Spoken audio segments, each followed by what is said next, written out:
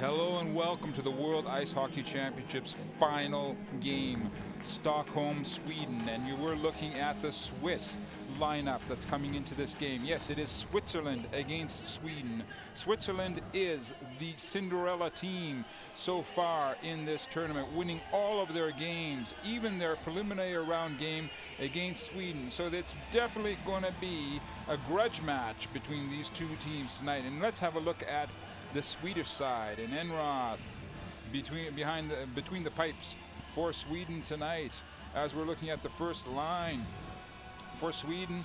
And of course, Sweden, after adding the Sedin twins, obviously, as you see right there, Daniel and Henrik on the third line, playing on the third line for Sweden. They changed everything for their for the power play for the Swedes, as we saw last night in their game. Both of these teams, as we see the Swiss coming onto the ice surface, this is their first opportunity to get a gold medal in this competition since 1935. I'm Mark Bearwald. Patrice Lefebvre. And we're here together, and it's going to be an incredible game tonight. Sweden is obviously playing in home at home in a home before a home crowd. The Swiss have been absolutely miraculous this World Tournament. However, the outcome for the Swiss, it will be their first World Championship medal in 60 years.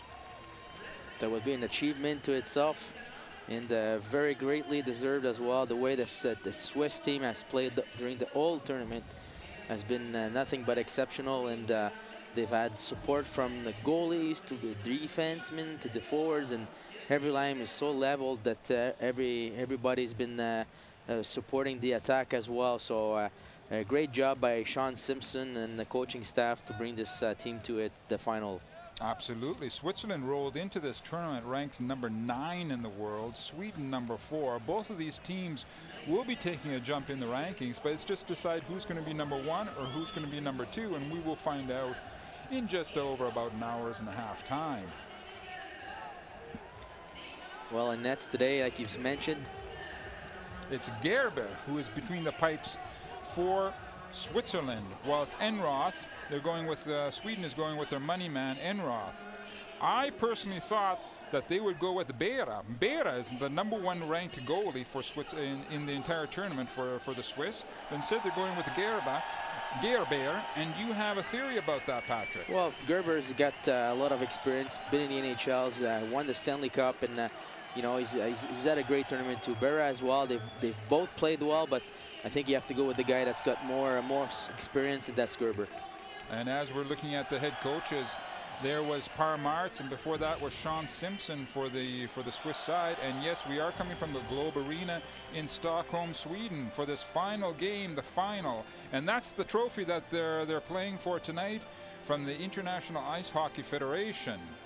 Absolutely, great piece of hardware in there, but right there to itself, like I've mentioned, both teams play for the finals, and whoever wins the second team wins the silver will be a good should be proud of themselves anyways. And there you're looking at Niederreiter, number 22, plus a big assist man for both for the Swiss side. And there for the Swedes, you're looking at a half of the Sedin twin combo, who have made a huge impact on this Swedish team. We're coming up to the opening face-off of the 2013 International Ice Hockey Federation final. Switzerland in red, Swedes in yellow. The Swedes, Sedin, gets the opening face-off right away off to Sedin. He carries it over the blue line, dumping it across in front of the net. Plus tries to move the puck out. They get it into the mid-ice area. Puck over to Niederreiter. Quick shot right down onto the net. Swedes can't get the puck out. Plus takes his one shot onto Enroth. Enroth squeezes the puck. We're going to get a first face-off of the game to the left of Enroth in the Swedish zone. One thing the Swedes going to have to be careful about is the speed of the Swiss forwards.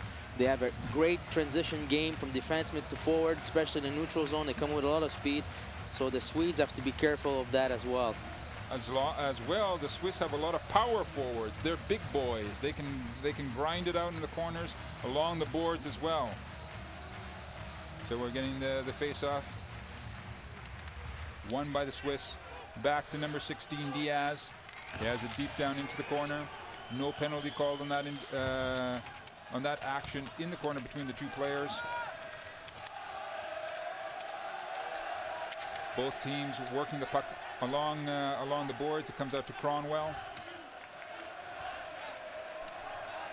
Here comes the Swiss with one more shot, last wrist shot, right down onto Enroth. Enroth squeezes it, takes another face-off. And there we have a good look at Julian Walker, number 95, for the Swiss side. Absolutely. We've talked about making sure you don't do giveaways, and right there we saw a Swedish forward, pardon me, getting stuck with the puck in his feet, and right away there's a Swiss player on him. So they're very quick, very aggressive. And it was number 11 Jarmosen losing that puck in the skates. And we've got the face-off has been done. Puck is onto Franson. He gets moved back to Franson again. It gets by him into the corner. Here's a possible opportunity for the Swiss. They move the puck right behind. Hollenstein has the puck right behind the Swedish net. Tries to come out and turn it around. He gets the puck off to number 12 from the Swiss side, Kunti. Gets it back to behind the net. He's out there with number 23, Bodenman. There's the centering pass, picked up by the Swedish player Eriksson. 27, excuse me, Jimmy Eriksson. And we saw before that the Swiss, how well they like to use the back of the net in their cycling. Puck go up to the D. They have a net front presence. If something happens, they throw the puck right behind the net for cycling. Eric Bloom, number 58, brings the puck out of the Swiss zone, trying for a long stretch pass. Goes at the length of the ice, no icing on it. Here comes a big slap shot from the point, wide to the right of Enroth. Puck goes down the ice surface.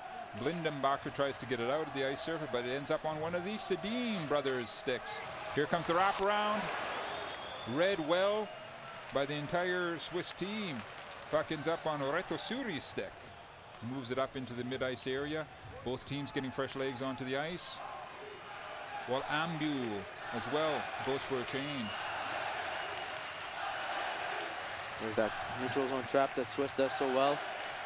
Swedes got to make sure they come in with a lot of speed and get the puck behind the Ds and force a forecheck. And in fact, the Swiss were able to force false. Number 81, excuse me, to go back and regroup. And that's exactly what Patrick was saying. The approach of the Swedes being moving the puck up the periphery or the sides of the along the boards and tapping it deep down into the Swiss end. And here come the Swiss once again. Puck is handed off to number 82, Moser. Takes a slap shot, hits a leg. Moser can't handle it. The puck bounces out into the mid-ice area. Long stretch pass, thrown deep down into the Swedish end. Hollenstein out there. Swedes throwing all four men, trying to stand up the Swedes at the blue line. There's the shot from the Swedes. Doesn't get onto net, but they're able to keep it in the Swiss end. Great play by Bloom right there.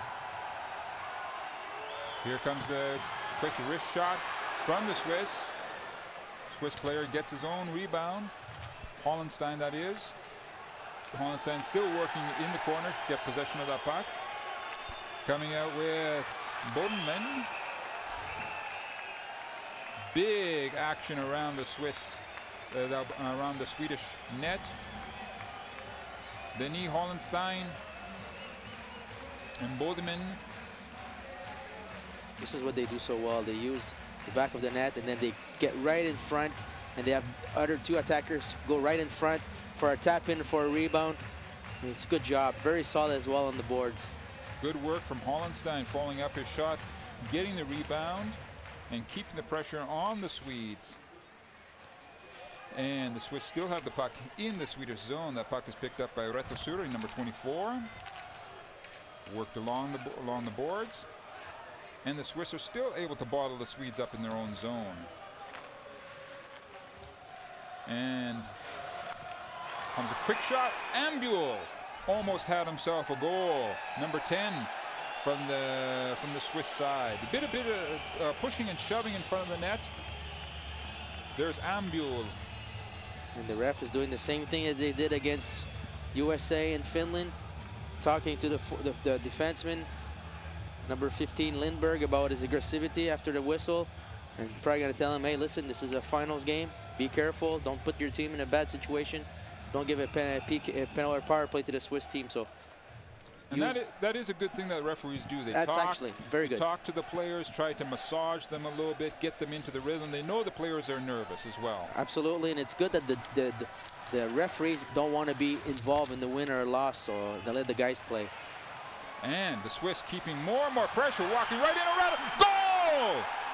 Goal! Switzerland! Walking in right from the point area. Deep down, right onto the Swedish net. Enroth couldn't do anything. 1-0 Switzerland. Roman Josi. What a play. Watch how it develops. Comes out to the point. Just skates around. Keeps on skating, keeps on going. Working it down in right between the pads. Great job in front of the net as well by Matthias Bieber. There you go. I'm sorry, by Traxler. Yeah, great play. Good job by Traxler in front of the net.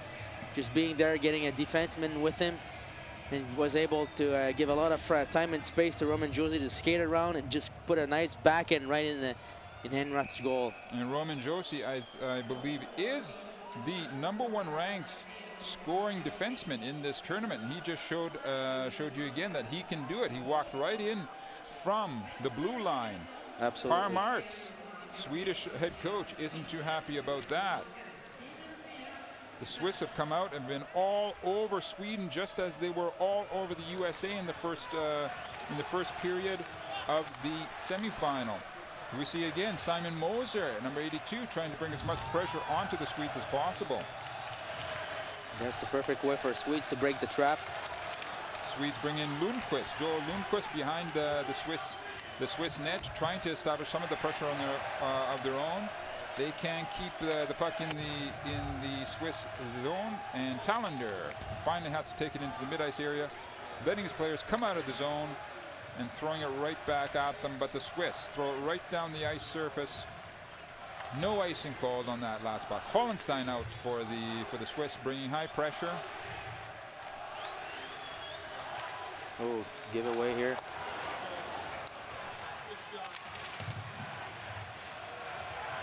And the puck bouncing out into the mid-ice area again. Hollenstein out there with Kunti. Quick wrist shot coming in on Enroth. He squeezes the puck. There we have a good look at Hollenstein. He's been having a great tournament. There's the goal again. Watch Roman coming in. There's Bieber taking up all sorts of space in front of the net. Here comes Josi. And between the pads. Yeah, the Enroth can have his stick in front of him. See, his stick is on the side of him. Usually when the goalie goes down, always been told to put his stick right in front so the puck doesn't go 5-0. This is what happened. There it is. We see that Switzerland has number 5, Blindenbacher, is out on the point for Switzerland right now. He would love to get a good slap shot in on the Swedes, but he's going to have to wait for that as the Swedes bring the puck down into the Swedish zone on Blindenbacher's stick. He goes behind the net, waits for his teammates to get organized so that they once more can bring some attacking pressure on the Swedes. A long stretch pass goes the length of the ice. Ambul gets down there before the Swedish defenseman does, but the Swedes do come up with the puck, bringing it out to Landskog. They just try to go like that, it's not going to work. They're going to put the puck, like you've said, wide and deep. And we see big number 4, Kronwall for the Swedish side, poking the puck up the ice surface. It ends up on number 43, Traxler's, Morse Traxler's stick.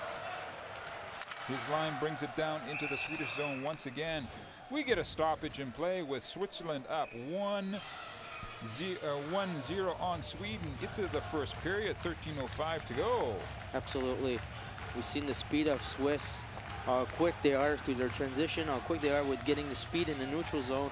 And they have their defensemen that are really active. And you have like Drummond Josie right there and Diaz. There are two good defensive defensemen as well. So if you give any chance to those guys, they will hurt you. And it's exactly what happened on the first goal. Incredible suffocating pressure that the Swiss are bringing on the Swedes in this first period. Can they keep it up for 3-4 periods? I think so. They're obviously all on the same page. They're all on a mission, these players. They know that they would be the first in a long time to bring back a gold medal to Switzerland. And there you're seeing the goal scorer, Roman Josi. And now we have a good look at Stockholm and the Globe Arena. Very beautiful, nice new complex that we have. Very beautiful, actually. And we're getting back to play right now. The face-off is to the right of Enroth in the Swedish zone. Swiss win the... Oh! The Swiss won the face-off. That puck just rolled from a backhand just to the left of Enroth and just out of the net. It still remains 1-0 for Switzerland. Like Switzerland's frame of mind right now too, putting the puck in the net from everywhere and creating a lot of havoc in front of Enroth. Offside against Sweden. Sweden is obviously a little back on their heels in this first period so far. There's that last shot. Oh, so close. That backhand that came off of, I believe it was Bodenman. Yes. Simon Bodenman's backhand. Going through all those legs and just a little bit wide of the net. Diaz has it over his companion. Back to Diaz for the Swiss side. Julian Walker was just content to throw the puck into the Swedish zone, but we get a stoppage in play right now. As we have a look at some of the fans. Full house tonight.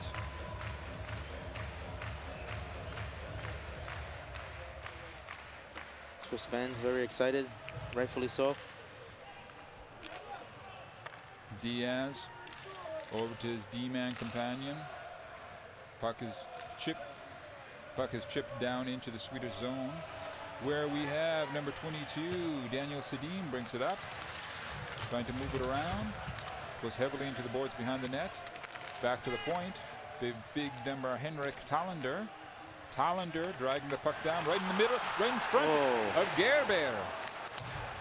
Goes wide. That puck has to go off your stick right away as soon as it touches it.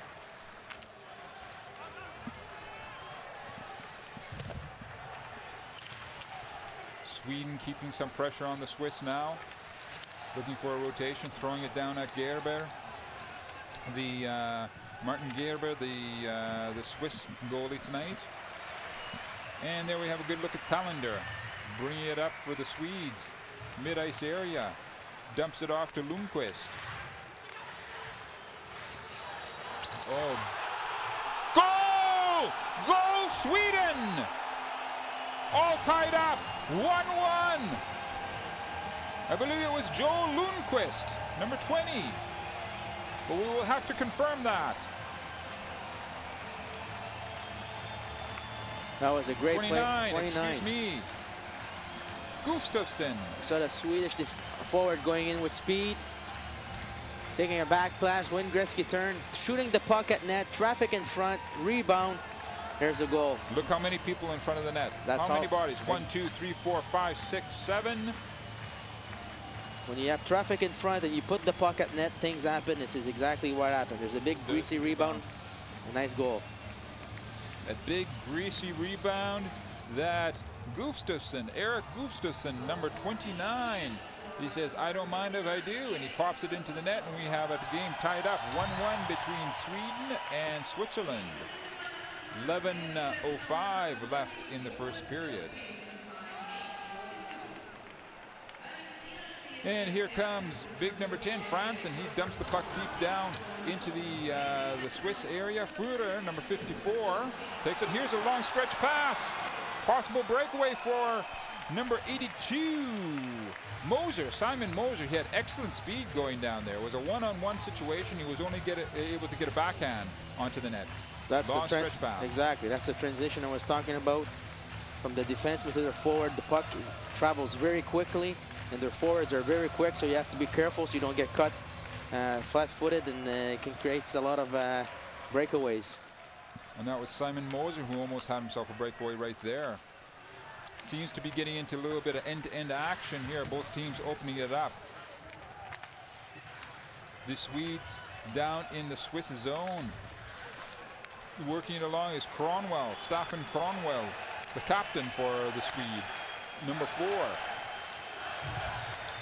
And we get Von Guten, Patrick Von Guten, rings it around the boards out into the mid-ice area. Delayed offside against the Swiss. They come out of the zone. Here come the Swedes with number 21, Eriksson, Louis Eriksson. He's been having a great tournament so far, especially last game, getting a couple of goals. Here comes Ambuel, number 10 for the Swiss, coming in fast and furious into the Swedish zone. Daniel Sedin trying to do some dipsy-doodling, keeping the pressure on the Swiss. Sedin sends the puck deep, right behind. And it looks like we're going to be having a penalty called here, the first penalty of the game. Tripping penalty. And Gerber is all over the Swedish player, telling him to stay on his feet. And with number 23, Persson, Niklas Persson. We're going to see exactly what the referee decides in this situation. Absolutely. Kronwall, the captain of Sweden, is over there talking with the referee. He wants to find out as well.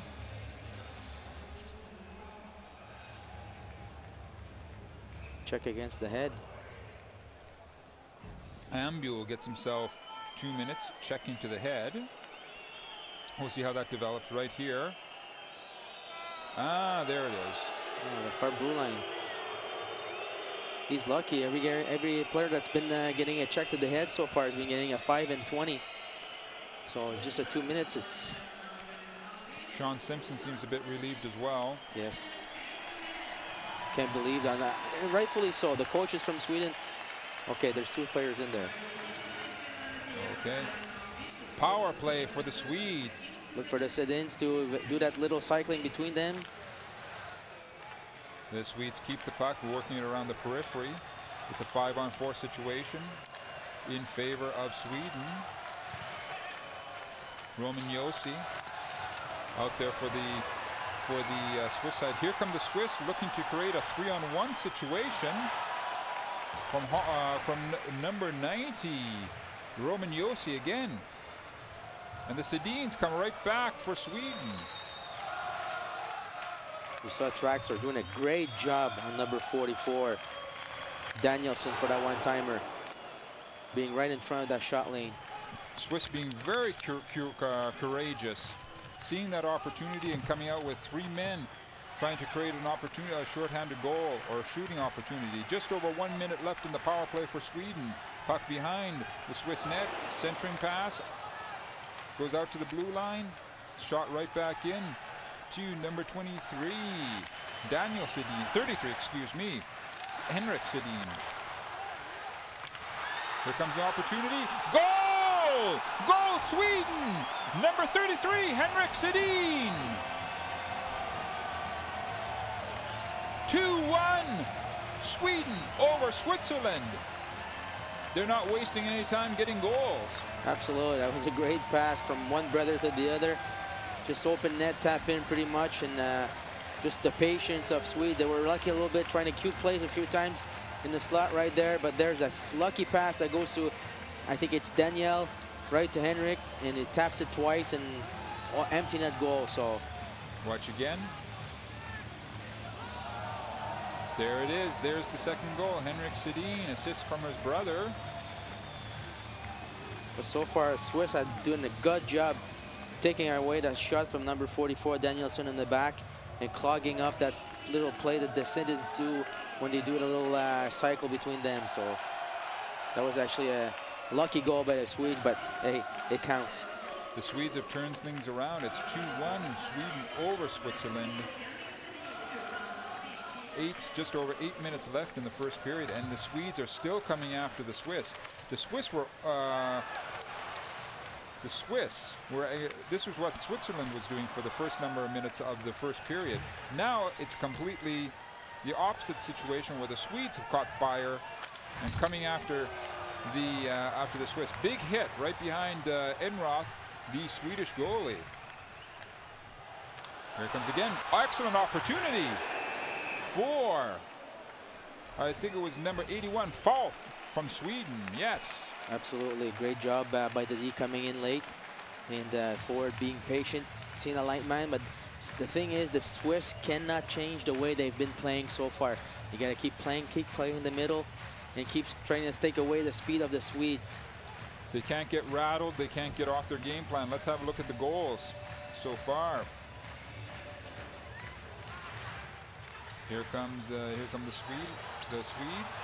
First goal going by Gerber. Gerber was complaining a bit. He thought there was a bit of an invasion into the crease area of his net from Bieber. There's the second Swedish goal between the Sedin brothers. Henrik netting himself a goal right there. One thing, it's very important for both teams, since their power play, you just see the power play of Swedes. Switzerland's got the best power play of the tournament as well, so they have to be very careful with the penalties and be very, very disciplined. And of course, that second Swedish goal came about from a penalty situation. Absolutely. For a power play. Exactly. We get a resumption of play in the Swiss zone to the left of Gerber, the Swiss goalie. The face-off is won by Switzerland. By the Swedes, excuse me. The Swiss get the puck back. Now they're coming back down, trying to take a long shot onto Enroth. Paramartz obviously breathing easier than he was in the first few minutes of this first period of the final. As we look at number 48, Matthias Bieber coming off, and as we for the Swiss, and Henrik Sedin sitting down beside his brother on the Swedish bench. Swedes win the face-off in their zone. They move it off to number 44, Danielson. Throws it on the mid-ice area. Switzerland now gets possession of the puck. Throwing it down. Hollenstein coming in. Looking to create a situation with Kunti, I believe. Here's Hollenstein again. Ooh, just wide. Another backhand. We see the Swiss being very aggressive now against the Swedes. Every puck is being fought over, especially by Bodenman at the line. The Swiss are able to push it into the Swedish zone. Now it's a race for the puck, deep down into the Swiss area. Number 54, Führer. Philippe Führer was able to handle it. And they send Kunti down to the Swedish area, into the ice. It's turned around now. A quick turnaround again, but the Moser and company are whistled down from the play. Sean Simpson does not look happy. Another penalty, it looks like, coming out. 6 men on the ice. Too many players on the ice. We're going to see how that developed there. Plus is this number 28, the assistant captain for the Swiss. As we look at the Prime Minister of Sweden, I would say something about him, but I don't know anything about him. Hairstyles, maybe. Yeah. And the Sedin brothers are out again. Sweden has a power play. 2 minutes. 6 minutes, 10 seconds left in the first period. 2-1 Sweden. Can they add to their total right now? Puck is played back to the point. No slap shot. They keep the puck around the periphery of the ice zone, trying to draw the Swiss players out of their box defense. As I play that's where the sit-ins try. And here come the Swiss, not being intimidated whatsoever by the Swedes. That was number 28. Plus trying to look for a oh ho ho.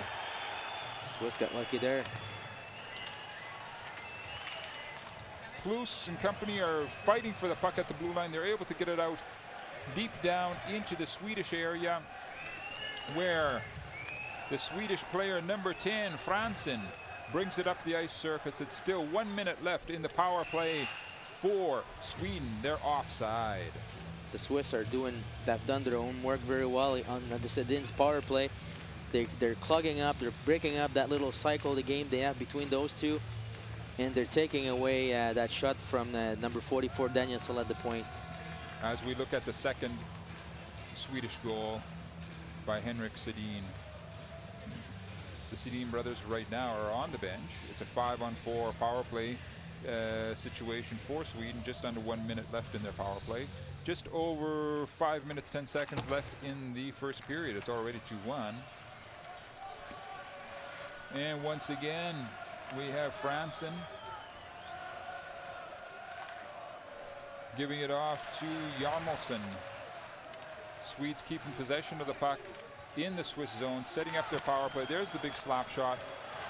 Gerber stands up, reaches his hand out. Oh, the Swiss players come walking in to defend their goalie, Gerber. They're saying Landskog came in a bit late after the whistle onto Gerber's glove hand. Well, he didn't have the puck 100% in his glove, so for sure they're going to try to battle it. There at half. Landskog coming in, getting pushed by Seeger, the captain of the Swiss side. Gerber's been very arrogant in the games he's played. You've seen right before talking to the players of Sweden. Now there's a little slashing right behind the legs there, so gonna have to be careful not to get a 2-minute penalty. That's right, and we just saw as well Louis Eriksson. He's been a big scorer for the Swedish side. He's out on the ice right now, as well as Ryan Gardner, number 51 for the Swiss.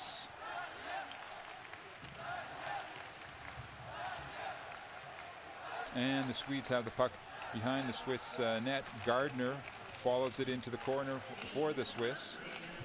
He runs into Kronwall. Those are two big boys, Kronwall for the Swedish side and Ryan Gardner for the Swiss side. And both sides are back at full strength. Big clog up of players right all around the Swiss net. And the puck now comes out into the mid-ice area. Niederreiter was trying to get a shorthand, a quick jump on the Swedish defense, but to no avail. Plus for the Swiss out in front of the net. Now he's followed up by Moser. He's hanging around in front of the Swedish net, waiting for a centering pass to come out from the corner. But it's the Swedes who come out with the puck.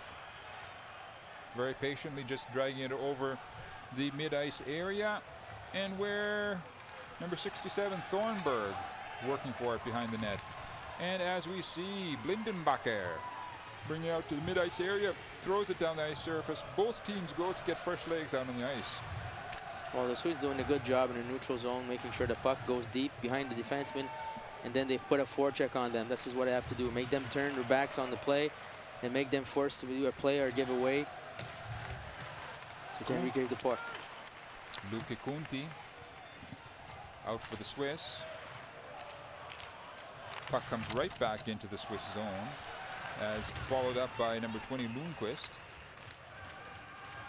Swiss finally able to getting out of their area, over the mid-ice area. Puck though bounces into the mid-ice zone. Number 44 Danielsson throws it deep down into the Swiss zone. Roman Yossi waiting for his line mates to get ready. Gives it off to Ryan Gardner, who brings it down and tries to crash the defense. But the puck gets thrown right down into the Swiss zone again, and Yossi, number 90, Roman Yossi, comes out once again from the Swiss area, looking for that long stretch pass. Niederreiter hunting down the Swedish player. The Swedes come out with Jarmosen. Now led off to big slap shot from Landskog. Turned away by Gerber. The Swiss trying to get speed in the middle, which they haven't done in the tournament so far. They've been using their speed on the outside and making sure they put the puck behind the defenseman of the other team, and today they're not doing the same thing, so they have to come back and play their own game they've been doing since so far in the tournament. Blindenbacher dragging the puck deep down into his own zone, so teammates such as Julian Walker, number 95, can set up for that long stretch pass. And we get a stoppage of play in the Swedish end of the ice, as we have a look at Ole Maurer, president of Switzerland. Yep. So it was like a dream yesterday, last night when he watched his team wins against the US, so probably living in a big dream right now. And we get a resumption of play with the face-off to the left of Enroth in the Swedish zone. Puck is picked up by Talander, bringing it out to the blue line. Here's a turnover for the Swiss. Quick snapshot turned away by Enroth. Seeger throws it right back into the Swedish zone. The Swedes come out into the mid-ice area with Eriksson. Louis Eriksson is out there. He would love to get himself a goal in this game, in this big final. But the puck ends up in Berger's glove hand. And there we have a look at Sean Simpson, the head coach for the for the Swiss side, excuse me. Well, Simmer's done a great job with this team. Even despite the fact that they had a bad one last year, but they stayed with him, they stuck with him, and he's paid them very well. He's done an unbelievable job this year with this team. Just under a minute left to go in the first period. The puck is in the Swiss end of the ice. Bringing it out into the, big hit from number 4, Cronwell, on number 43, Trashler, Morris Trashler, right at the Swedish blue line. Both teams trying to exchange a few body checks. And the Swiss are able to keep the puck in the Swedish zone. Julian Walker, number 95, is out there for the Swiss. Swede looking for that one last slap shot down onto Gerber. It pops off into the other side of the ice. Hollenstein and his line are out for the Swiss for these last few seconds. There's the last little shot down onto Gerber. Oh, and now we're getting it mixed up. Now we're getting a big mix-up in front of the Swiss goalie, Gerber. There's going to, I would say it's a fair chance there's going to be a few penalties coming out of this. What would you say, Pat? Probably. Well, for sure, you don't want anybody getting close to your goalie or touch your goalie, and you don't want to take any liberties about it. And you got to defend your crease and your house, like we say, and that's what the Swiss team are doing.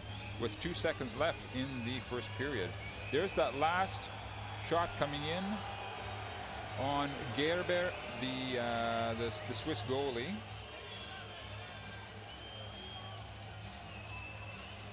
And we see from the Swedish side, it looks like, there's still exchanges of words between Talander and Josi, Roman Josi. Josi and Talander that playing against in the NHL. Talander for New Jersey and Josi for Nashville.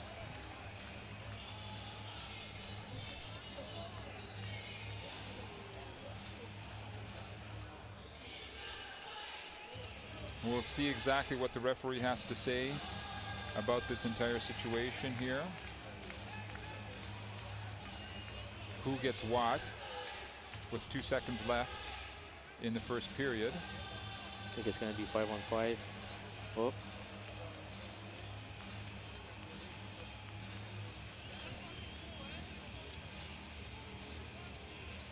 Both refs today, one is from Czechoslovakia and one from Russia.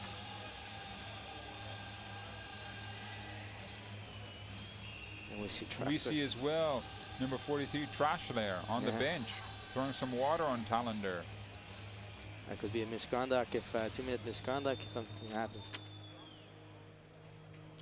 Instead, it looks like we're just going to play out that 1 second, and that's it for the first period.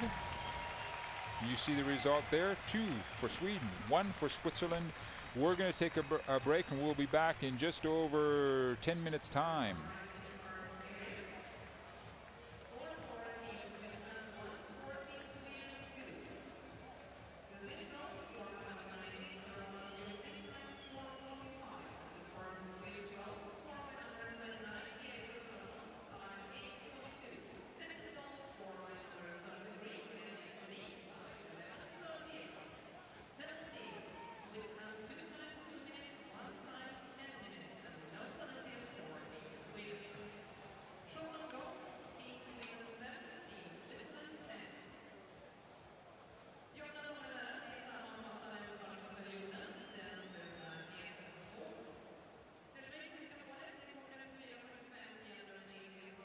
Oui, Reto Souris, excellent début de match pour l'équipe de Suisse, mais l'égalisation vous a fait du mal, elle vous a perturbé.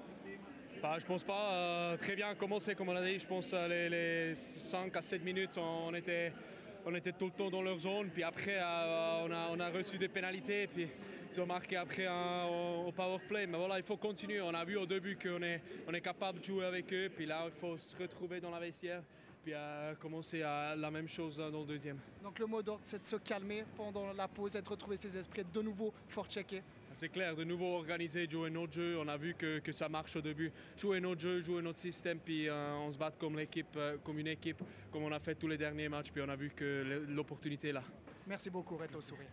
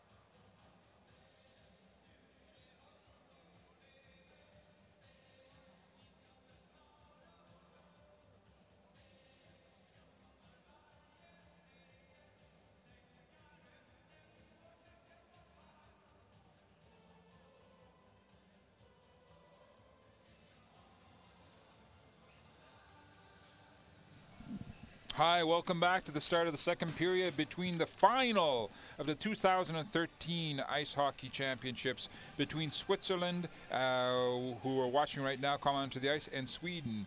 Patrick, what do you think was going on in the dressing rooms? Well, on the side of Switzerland, I'm sure Simpson told them to replay the way they've been playing in the tournament so far, which was a lot of speed, especially in the neutral zone, going wide with the puck, putting the puck deep, trying to get a cycle, getting the puck some confusion in front of the net, and being aggressive that way. Not trying to go what they've been doing the last 15 minutes of that period. In the first period, try to go to the middle with two guys top of the blue line. Play with speed, use your speed, puck behind the Ds, create that forecheck they've been doing. And the Swedes? For the Swedes, I think they've been they found a way of breaking the trap, putting the puck behind their defenseman, creating a forecheck. I think they have to be careful, especially in their own zone. Make sure that they don't just skate with the puck, but they move the puck ahead. Puck's got to be out of their zone because the Swiss are really good, are tracking back, are back checking in the offensive zone, and they're quick in the transition, so they have to be careful on that one. You think with the Swedes seeming to have solved the Swiss puzzle, have gotten the Swiss players a little bit rattled, a little bit off their game? Well, that's probably the first game of the tournament that I've seen a bit of confusion, especially with the forwards and the defensemen. So probably there were a little bit of confusion there after the first, and I'm sure that's why you have a break between the first and the second. And Simpson probably told them to get back on track, get back to what brought them to the final game, which is using the speed in the transition. And how important is it to have a goalie like Gerber, lots of experience between the pipes for you? It gives your players that extra confidence to go, maybe make that one more rush up against the Swedish goalie, Enroth, who has had a very strong first period. Well, absolutely. I think Gerber had a good first period as well. Unfortunately, there was traffic in front of him in the first goal. In the second goal, there's not much he could do about it. It was a pretty much open net. But Enroth, first goal I think was a little bit weak, and then the rest was solid. So we'll see what happens in the second period.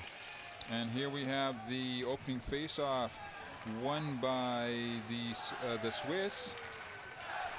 Roman Yossi brings it up to the mid-ice area, dumping it deep immediately down against the Swedes. Swedes working it just over the Swiss blue line. Puck comes out behind the Gerber. Here comes the Swiss looking for that first shot from number 48, Bieber, Matthias Bieber.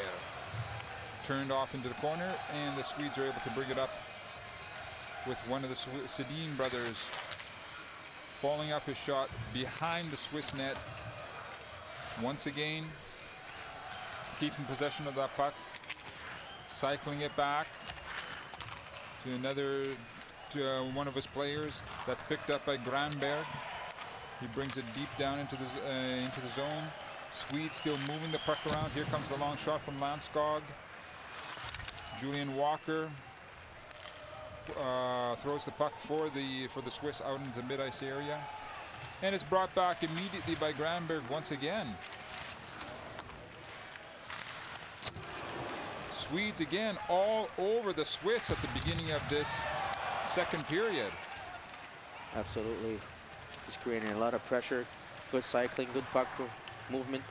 Landskog leaves the puck off for Centerman. There's the shot down into Gerber. He turns it around. It's shot all the way down the ice, and we'll have an icing call against Switzerland. It seems that the Swiss have stayed in the dressing room a little bit in this first few minutes of the second period.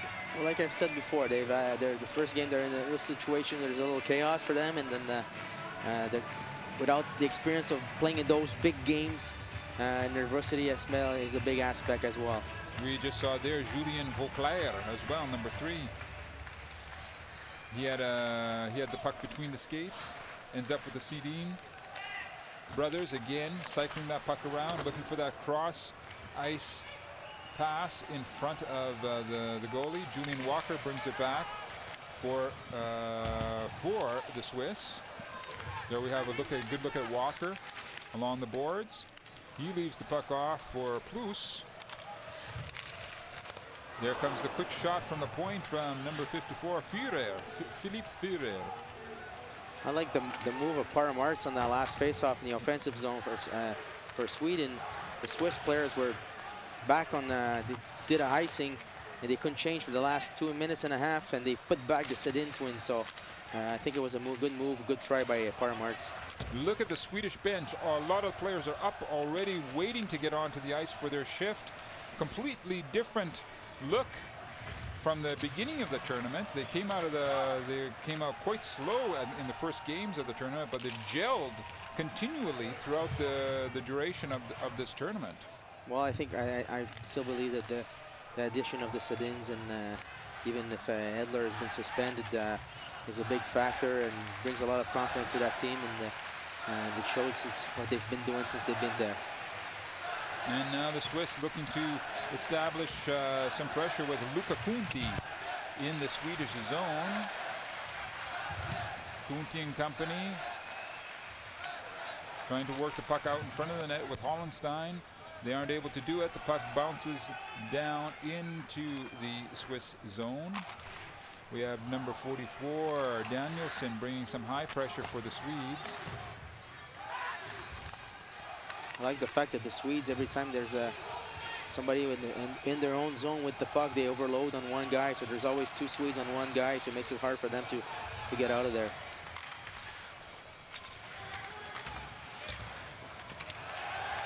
Hollenstein gets the puck out for the Swiss, out to Kunti. And we get the play is whistled down. This is what we didn't see about the Swiss teams in the beginning so far until yesterday. When they got the puck, they went wide and fast. Now they get the puck and they have a tendency to go towards the middle. So it takes away a little bit of their speed and their ice. And as you were saying, they got to stay with the game plan. Don't get rattled and try and start doing things on their own. Gardner out there, number 51, taking the face-off for the Swiss. The puck ends up on the stick of the Swedish defense, who bring it up into the mid-ice area. Long wrist shot down on Gerber. He turns that away. Here comes Landskog. He had a good shot on Gerber.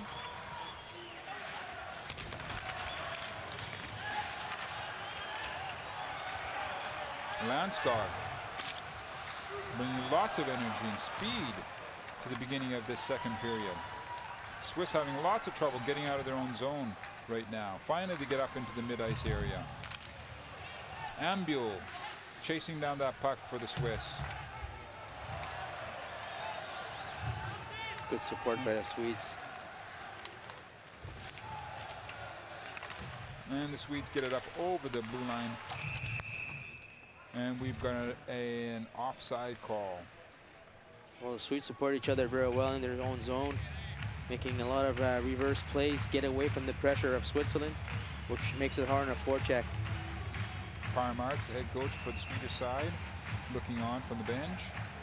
Looks more like a school teacher or a chiropractor, I don't know. We get a resumption of play with number 43, Trachler, Morris Trachler, taking the face-off for the Swiss, but the puck winds up on the Swedes. It seems that the Swedes are taking a bit of control in this second period so far, and the Swiss can't allow this to happen, especially number 3, Vauclair, Julien Vauclair. He has to do his best to try and create opportunities for the Swiss side. And there are the Swedes breaking up the Swiss attack in the mid-ice area. The puck bounces up over the glass into the netting. We get a stoppage in play, and we get a good look at Talander.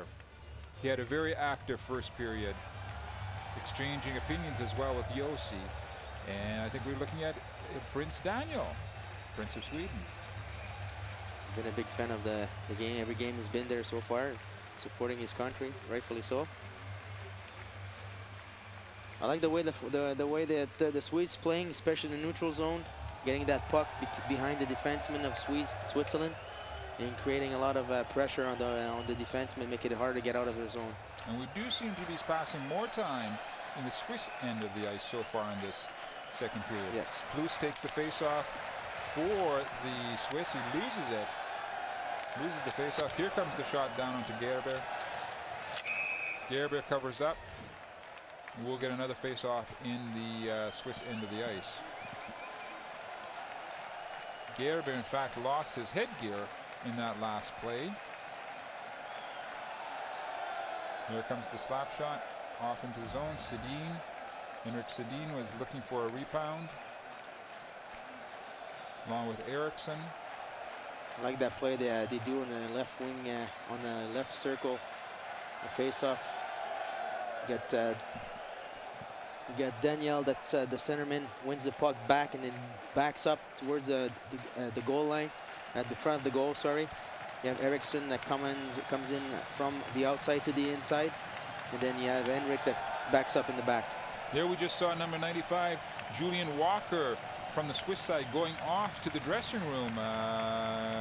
He may have to get some medical attention. We're not sure exactly what happened. We'll see if he makes it back to the Swiss bench in the next few minutes. Swedes again coming right after the Swiss. Henrik Sedin behind the Swiss net, coming up with the puck. Roman Yossi in the corner as well.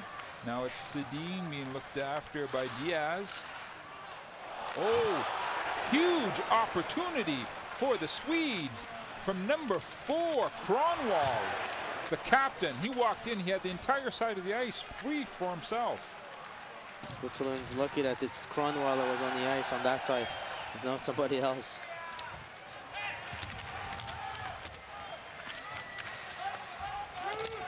The Sedins are so strong protecting the puck and keeping the puck on the boards. That's amazing. There they look for another centering shot, centering pass from behind the net. Sedins again. Henrik Sedin still has the puck behind the Swiss net, moving that puck between the two brothers. Now they move it over to Granberg.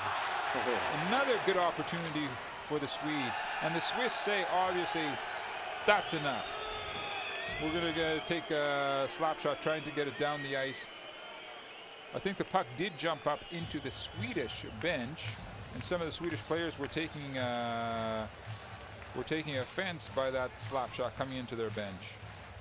Sean Simpson is obviously calling his troops over to the bench right now, is telling his players, hey, look, stay cool. Stick to the game plan. Don't get rattled. We're running around. We're following the puck right now. Stay in your area and keep on playing your position. That's what he's telling right there. It says we're not here for nothing. We don't just come. We just didn't come here to show up. We're here for a reason. Let's play about. Let's do it. We're in the finals because for a reason, because we've been doing the right things. We've been doing all during this tournament. Don't change our game. Let's play with confidence. Play the way we've been playing in the beginning. Let's go. Don't just look at the Sedins. Play with them. In fact, that last series of plays of the Swedes, they had all sorts of space, and as you were saying, the Sedin brothers are extremely effective at keeping the puck in the Swiss end of the ice, and there's the result right now so far. 2-1 for Sweden over Switzerland. 13 minutes left in the second period, excuse me. And that was an attempt by Reito Suri from the Swiss side. We haven't seen all that much of Suri so far. No. Back to Führer, Philippe Führer. Plays the puck back up to the blue line. There's an example there, right, Mark? Führer had the puck. Usually that puck is up right away to the forwards. Now hesitated, kept the puck, then the forwards of Switzerland, they were going with speed. Now they have to come back again. So it takes away all that speed in the neutral zone they used to have. So the defensemen have to get back to passing that puck up right away. The timing, the mechanisms have been disturbed by the Swedish game so far tonight, and the Swiss players so far haven't been able to adapt that mechanism to what they're seeing.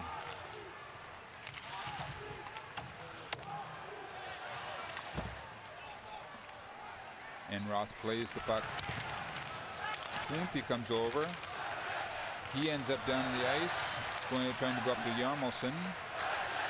And here comes Landskog, number 92 for the Swedes. Bring it deep down to the zone, but it ends up on Bodenman's stick for the Swiss. Hollenstein plays it back behind the net. There's a back check. Hollenstein steals the puck. They weren't able to get a shot onto Enroth, however. Here come the Swedes.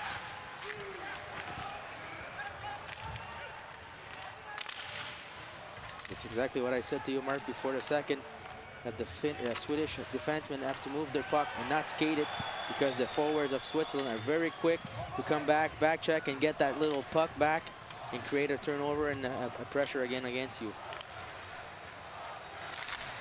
There we have a good shot of Diaz, number 16. He left the puck for Roman Josi. Morris Trashler was trying to get in there to disturb the Swedish players.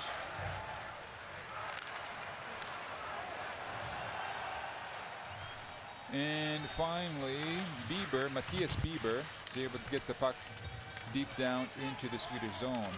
Moser for the Swiss is prowling around in front of the Swedish net, but to no avail. Gerber plays the puck over to Moser himself. And it's Trashler trying to bring it in, throwing it towards Enroth and the Swedish net. Well, good job by either reader going with speed on the outside. Almost, you can that last play there, you could almost see the frustration on the Swiss players. Absolutely, they haven't been used. They've been used of everything. We see that back check again. I've talked about. They're so quick about getting back, tracking back on the puck carrier, that the puck has to be off of your stick right away. Don't skate it out. And we have the face-off in the Swedish zone, won by Switzerland. Hollenstein out there with Moser. And Plus dragging the puck along the boards, trying to look for a quick centering pass to Hollenstein for the tip-in. Swedes come up with the puck, and they exchange the puck in the mid-ice area. I think the sit-ins are so good about, no matter what zone they are, it's a give and goes between them. There's a penalty coming here for Sweden for tripping. Here's the first penalty of the second period that's coming up. And I think it was Moser who was taken down. And it will be this one of the Sedin twins, number 22, actually, Daniel Sedin. Yeah, that's a penalty. Could have maybe even look at, if you wanted to stretch it even, you know, to tripping call, kneeing, maybe getting the leg out there. Well, there's no kneeing, but definitely tripping. He made that move to put the skate on the outside. So huge opportunity for Switzerland. This is it. Just under 10 minutes left in the second period. They've got their power play. They've been extremely effective on the power play throughout this tournament. This is a huge opportunity for Switzerland. Absolutely. The way you defend against that, you have to be very aggressive. Don't give too much time to set up and make plays. And here come the Swiss. Going again as fast as possible down onto Enroth. Turns it off into the corner. That's puck is met by Diaz. Has it around the ice surface. The Swedes are able to throw it down the ice. Gerber helps the puck along. Off to Diaz.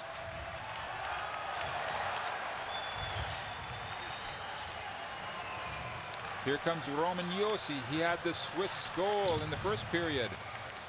Working back to the point. Here comes the snapshot.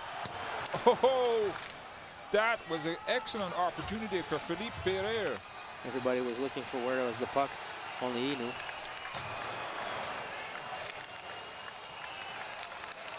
Again, the puck coming in from the point. Blindenbacher has the puck off to the side. Swiss working it around the periphery. Again, looking for Hollenstein, working the puck in front of Enroth. That was a good play. Blindenbacher. Play is whistled down. That was a good power play by Swiss. Getting a lot of scoring chances, and with a bit of luck, could be 2-2 right now. But as we saw, the Swedes have no fear about trying to break out from their own zone. But, even though they are in a penalty killing situation. Well, you have to be aggressive. You can't just let them set up easy and make their plays. If you have a chance to go, you have to go, especially if they have a face to the wall. Then that's when you have to your best opportunity to put a forecheck on. Plus wins the face-off for the Swiss side. It's over to Niederreiter. But the Swedes send the Swiss right back into their own end. Gerber stops the puck for Vauclair.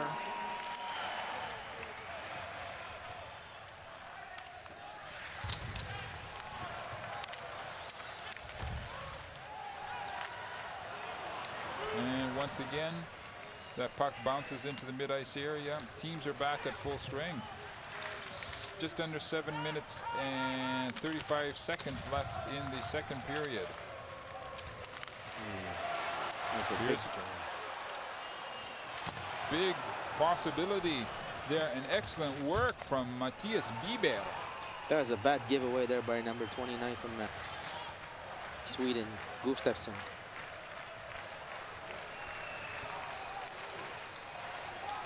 Here we have excellent speed coming from number 58, Bloom, of the Swiss side.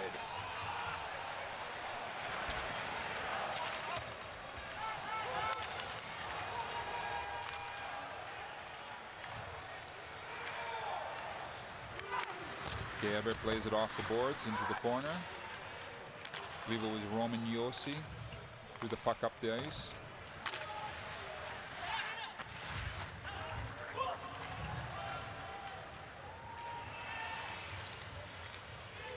And the puck ends up deep down in the Swedish end of the ice surface. Brought out by number 10, Franson. And we get a stoppage in play as we have a good look at number 67, Thornberg, from the Swedish side. Well, the pace has picked up a little bit in the last 5 minutes. Seems like the Swiss are getting a bit more speed on the outside, rightfully so. So they gotta get that forecheck that they're so good about and get that cycling going and get some confusion, especially for the defensemen of Sweden that are a little slower than the Swiss one. So and there's that back check that I was talking about. Wallenstein coming back from behind, lifting the stick, getting the puck, creating a scoring chance for his team. Excellent job, and that's what Switzerland has to do time and time again to get itself back into this game. Those second efforts are what needed to turn some opportunities for the Swiss side. The Swedes, of course, have to go out and look for another goal to try and get some sort of cushion. Sean Simpson looking for a new combination of players, trying to get that extra spark. In fact, the Swiss seem to have lost that spark that they had throughout the tournament up to this point. They were a bit thrown off their game by the Swedes. Maybe now they're getting back into their rhythm and they're able to read the Swedes a bit better. And we get a resumption of play in the Swiss end of the ice to the right of Gerber. Here comes this quick snapshot through a lot of bodies. Sedin again bringing the puck in, throwing it right on Gerber.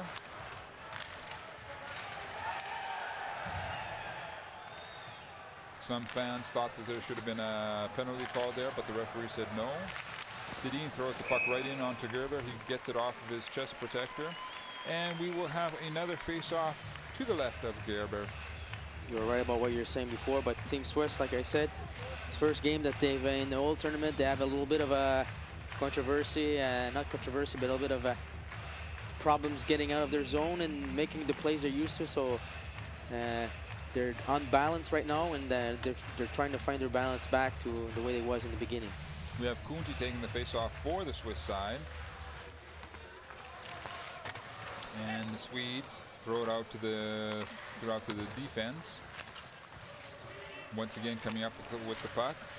Thornberg for the Swedish side, bottling up the Swedes in their own zone. And it's Blindenbacher working it out to number 54, Führer. Hollenstein looking for a quick centering pass, picked up by the Swedes, who bring it into the mid-ice area. where we see Bodenman doing some good back checking.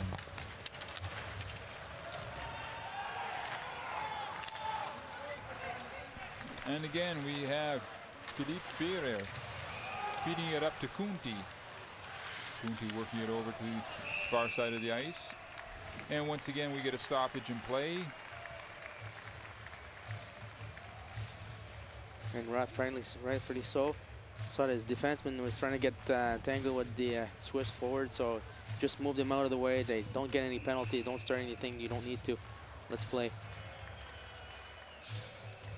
Having a good shot, having a good look at their number 82, Moser, for the Swiss side. Bruce loses the face-off. Good job by Seeger there, holding the blue line. In fact, excellent job. Here come the Swedes. The shot comes down onto Gerber. He too squeezes the puck and decides to have a face-off in his own zone. There's Niederreiter. And that's a lad that the Swiss would love to see a couple goals come off of his stick here tonight. Absolutely. He's been solid throughout the whole tournament. And that's the last one. That's the one that counts, really. So I'm sure that the big guns would like to let the rifles sound.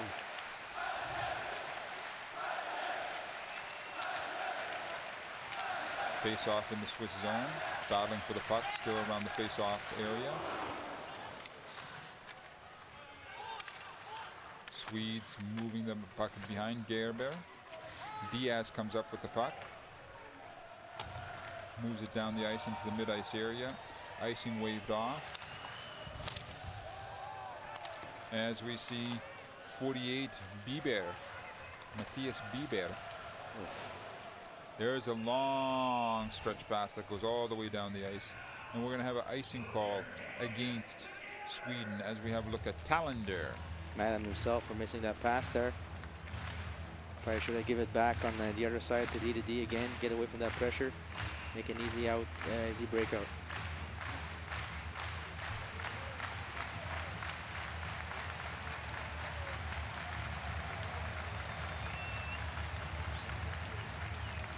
And face off to the left of Enroth in the Swedish zone. Puck pops out over the blue line.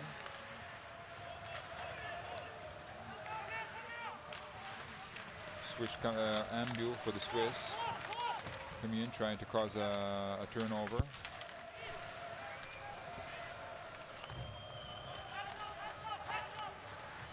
Talander moving it around the ice surface. It's being hunted down by 54 Führer, Philippe Führer.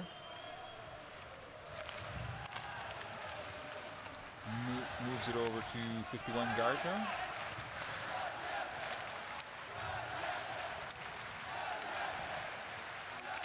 What do you think about the Swiss telling Ryan Gardner, big number 51, to go and just park himself in front of the Swedish net? Well, that's his role. That's what he has to do. He's so big, and he's a strong guy, and he's got a great touch around the net. That's where he makes his living. Hollenstein putting some pressure on Landskog, I believe it is.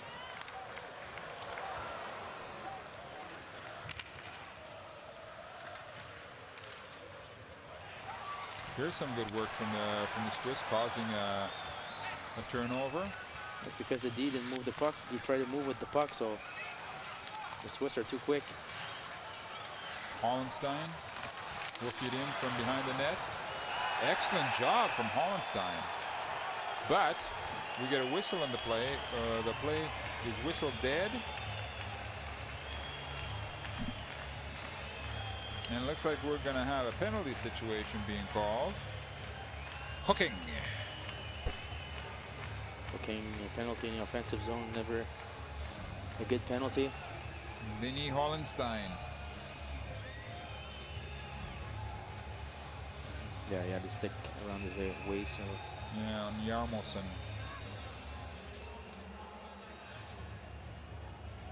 Martin Plus taking the face off for the Swiss.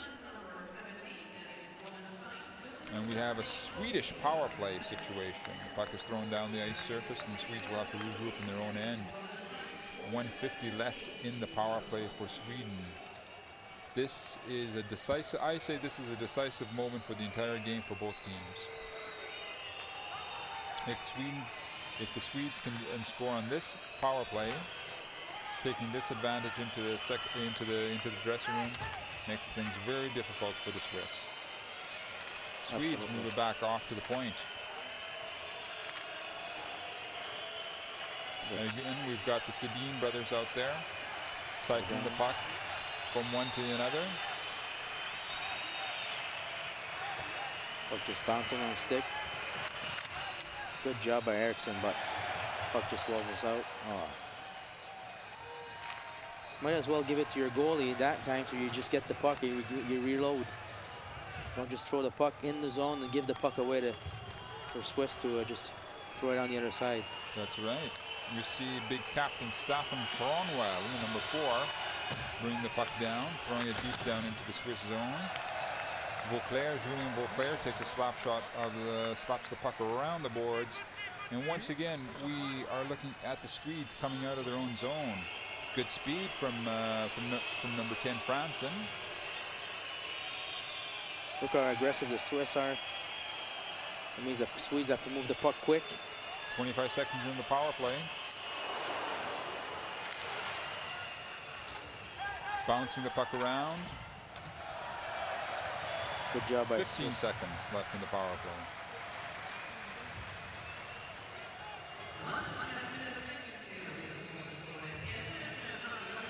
Swiss trying to stand up the Swedes at the blue line.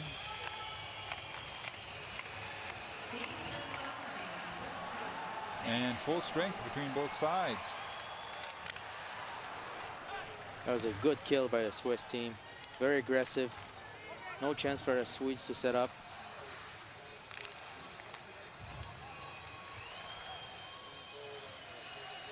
Gerber works the puck back into the corner, leaving it off for Philippe Ferrer. Thornberg breaks it up. The play in the mid-ice area for Sweden. Swedes bring the puck right back into the Swiss zone. 10 seconds left in the second period. Ambuel trying to bring some pressure onto the Swedish defenseman, but to no avail. It seems, as we see number 5, Blindenbacher. And that's how the second period ends. 2-1 Sweden over Switzerland. We'll see you back here in just over 10 minutes' time.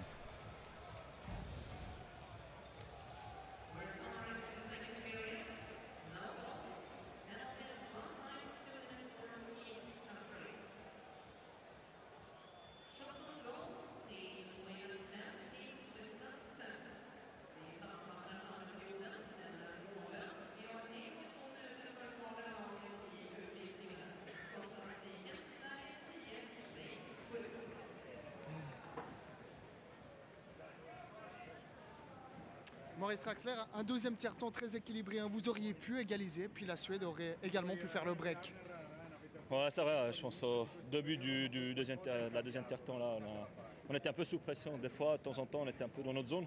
Mais on a bien passé cette période-là. Puis cette phase-là, on est resté concentré. Puis après, on a mieux joué, on devait mieux jouer un petit peu. On arrive à mettre un peu la pression, créer quelques occasions. Et puis je pense que c'est bien, il faut continuer comme ça au troisième tiers-temps. Justement, pour ce troisième tiers-temps, est-ce qu'il faut rapidement prendre des risques ou au contraire, encore rester dans son plan de match et attendre un petit peu avant d'ouvrir le jeu? Non, je pense d'abord il faut vraiment retrouver notre jeu qu'on n'a toujours pas vraiment retrouvé. Je pense qu'on se déconcentre un peu trop. Je sais pas, l'arbitre, des petits... ouais, aussi des petits trucs qui se passent avec l'adversaire, avec les autres joueurs. Donc là, il faut vraiment se reconcentrer et puis retrouver notre jeu. Un petit peu. Bonne chance pour ce troisième tiers. Merci Maurice Traxler.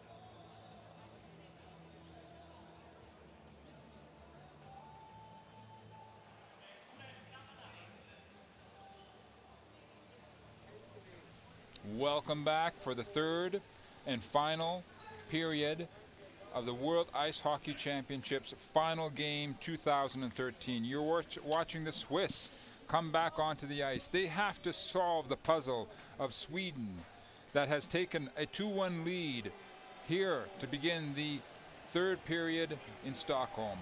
There were, as we watch, Enroth leading his troops back onto the ice surface.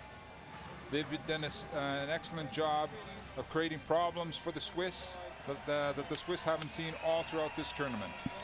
Well, the Swedes definitely have to come in the third period. A lot of experience on that team. Been in those situations before. All they have to do is make sure they manage the game, keep playing with the way they've been playing, put a lot of pressure on the defensemen, keep a lot of cycling, make sure you move the puck out of your zone quick and get into the transition.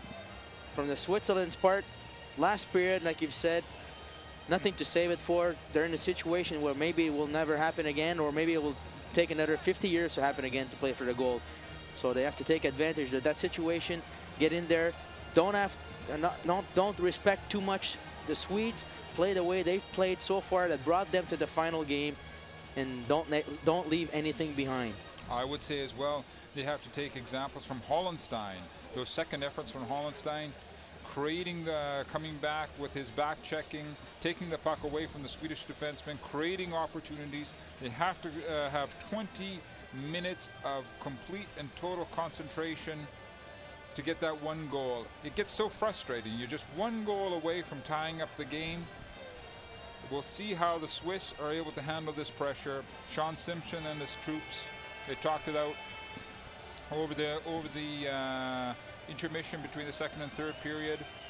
We're coming up to the opening face-off of the third period. Sweden 2, Switzerland 1.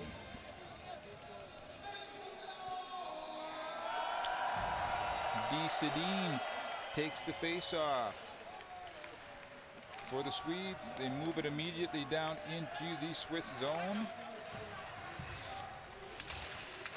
We see number 43, Trashler, trying to create some sort of situation where they're forcing the Swedes to cough up the puck for the Swiss. It's thrown deep into the Swedish zone. Enroth moves the puck off to his D-man. They move it up into the mid-ice area. Forced back once again by the Swiss, with Moser showing excellent speed, trying to force the Swedes to speed up the play.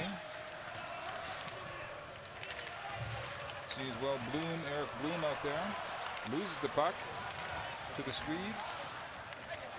They are able to recover with number 28, Martin Plus.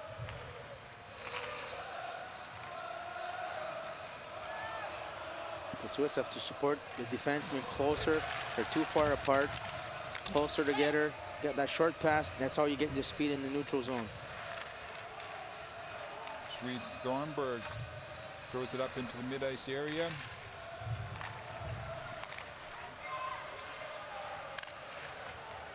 Swedes regroup. Throwing it down with number 15, Lindberg, Oscar Lindberg.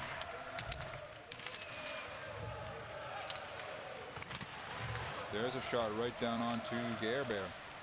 Turns it away into the left corner. Swedes establishing their presence in the Swiss zone, keeping some pressure. Finally broken up by the Swiss side. Swiss are trying to bring more speed to the beginning of this third period. Absolutely. Physicality as well with Kunti and Hollenstein. There's a good work from Hollenstein right behind the Swedish net. Leaves the puck off to Kunti. He's followed up by number 16, Diaz.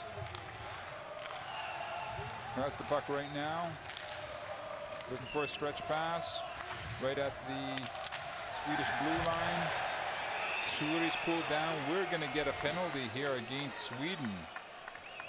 This is exactly what the Swiss were looking for. Exactly. You don't want to give that opportunity to the other team. And unfortunately, Franson made that interference against Suri. It was actually not necessary. There's Franson doing his interference against Suri. Suri helped himself a little bit out there, but the action was made by France anyways. Swedes win the puck from the face-off. We have a Swiss power play right now. 1:50 left in that power play. Diaz working the puck out from his behind his own net.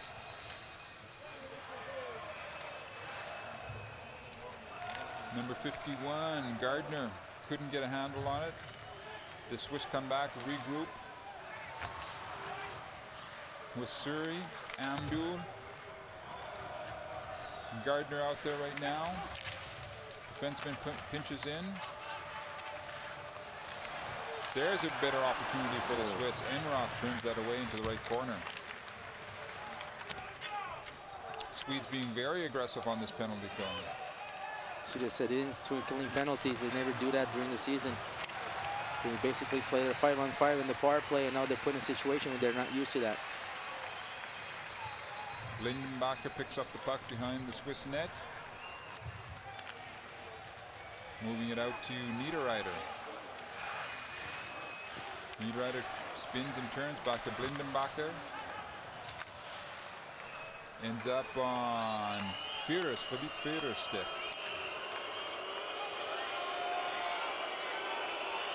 Blindenbacher seems to be pinching in towards the goal. Rethinks it.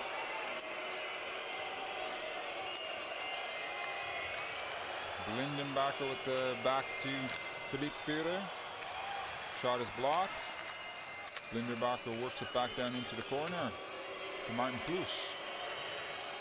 Blocked to Blindenbacher.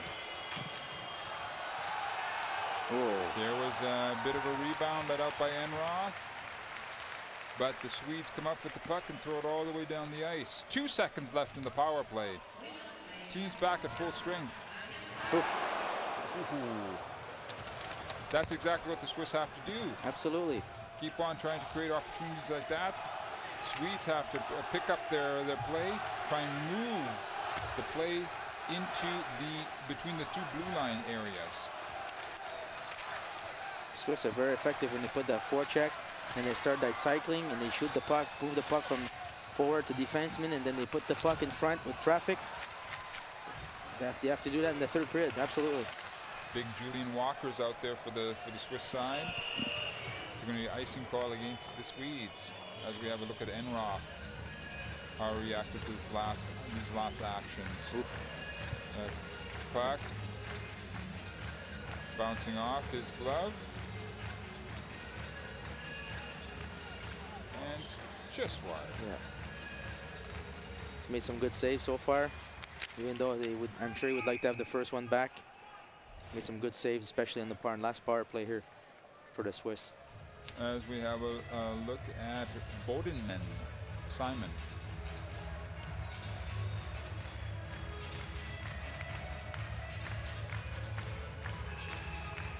Many Swiss supporters making the trip up for this final. Comes back to Kronwall, captain for the Swedish side. Almost had a bit of a breakaway for the Swedes. Just couldn't squeeze the puck. Ends up back at the Swiss side.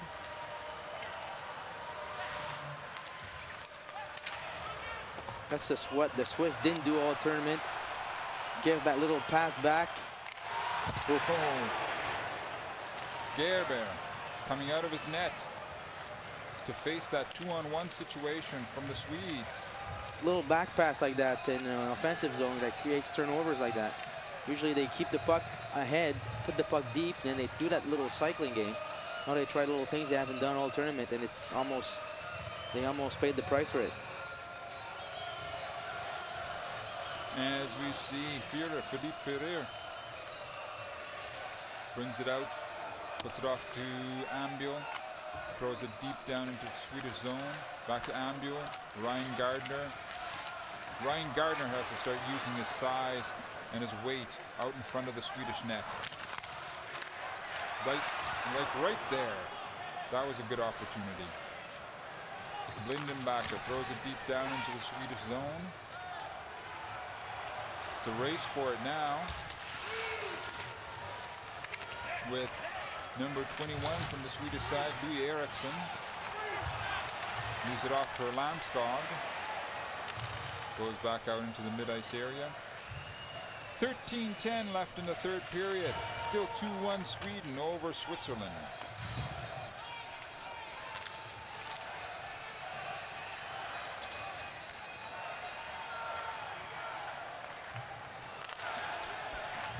Beauclair brings the puck up. Oh, gives it away. Here's a breakaway for Landskog.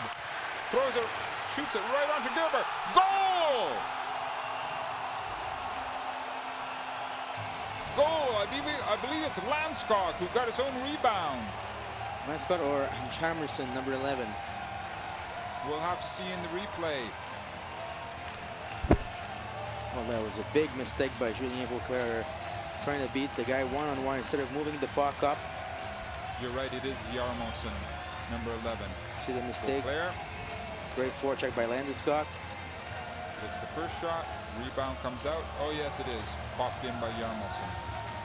All Beauclair had to do is move the puck ahead. Now hold on.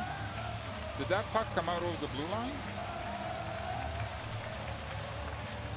I wish I could see that again. Now hold on there. If we could see that replay one more time, I would like to see if that puck came out over the blue line, because Landskog was still over the blue line. If that puck came over the blue line, he would have been offside. Let's see. I wish we could see that replay one more time. Anyway, it stands 3-1 for Sweden right now. Absolutely. Watch, watch, watch. The puck did come over the blue line. I'm gonna see it again.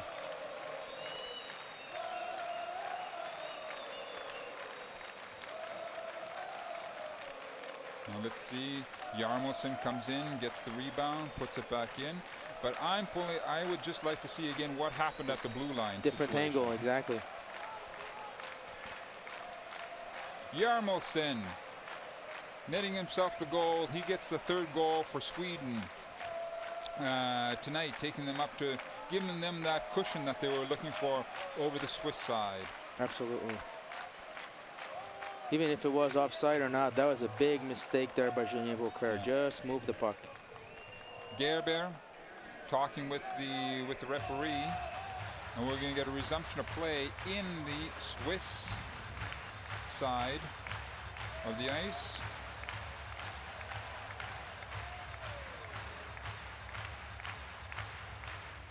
And Sedin wins the face-off. His brother takes it into the corner. They cycle it between themselves once again, as we've seen throughout this tournament since they joined the Swedish side.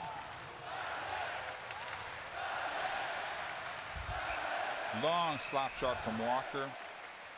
We get a stoppage in play. Hopefully they'll show that play again. There we see the final part of it. Jarmosen coming in. There's Landskog behind the net. Gerber did not have the puck. That was 100%. Yeah. The puck was not frozen. I'd like to see that play you're talking about though, Mark. And the face-off goes to the Swedish side. Cronwell works it all the way down the ice. Followed up by Lundqvist, Joel Lundqvist, trying to bring some pressure on the Swiss. The Swiss, Kunti coming down, trying to bring some pressure along with Hollenstein. Lots of time left in the game for the Swiss to get themselves back into it. Oh yeah, absolutely. Blindenbacher bringing the puck out from behind his own net. As we see, it's 11:35 left in the third period. Beauclair has it over to his captain, Seeger. See, Hollenstein was coming in the middle with the speed. He had Kunti on his left coming with speed. What they usually do is puck wide, go wide with speed, and they do it. They try to go in the middle for some reason. And we have Seeger trying to stop up the puck at the Swedish blue line. Ambuel waiting to see what comes out from the corner. Swedes moving the puck up the ice. And a bit of a tussle between Thornburg. Looks like he's got a wrestling move on the Swiss player. Number 12. That's number 24, Suri.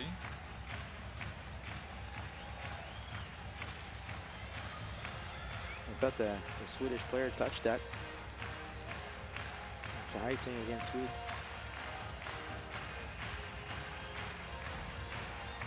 Prime Minister of Sweden, Fredrik Reinfeldt. Enjoying the music. And it's going to be Lindberg against Plus for the face-off in the Swedish zone. These face-offs become ever more important. Having a look at Niederreiter.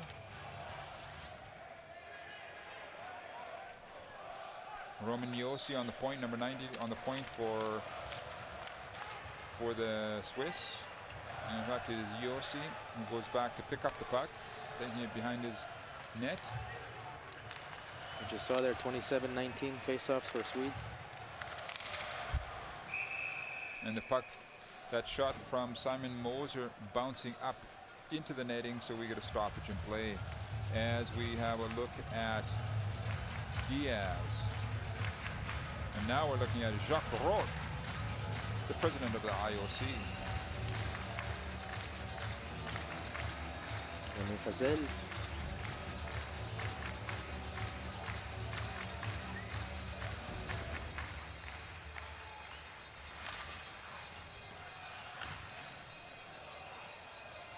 Puck bounces up, it lands in Landskog's hands.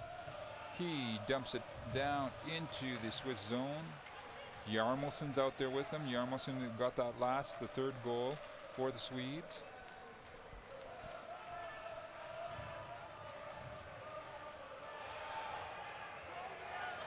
Julian Walker falling that puck into the Swedish, deep into the Swedish zone.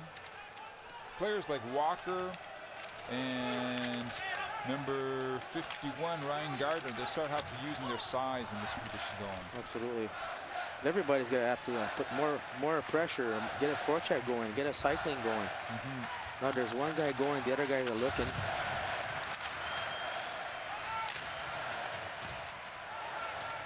Blindenbacher, the defenseman, was coming in. As you were saying, the Swedes often work a situation where they have two Swedes and one Swiss player. That's exactly what the Swiss have to do against the Swedes. Start trying to get two or three on one situation. Enroth turns that puck into the right-hand corner. Blindenbacher comes to meet it. Working on it with Hollenstein and Kunti. Swedes are still able to keep control of the puck, working it along the boards. Blindenbacher throws it right back at him. Finally, the puck does bounce down the ice. Gerber stops it, hands it off to Philippe Führer. The refs letting the team plays. Oh, that was a possible excellent opportunity for the Swiss, but broken up at the last second by Swedish centerman.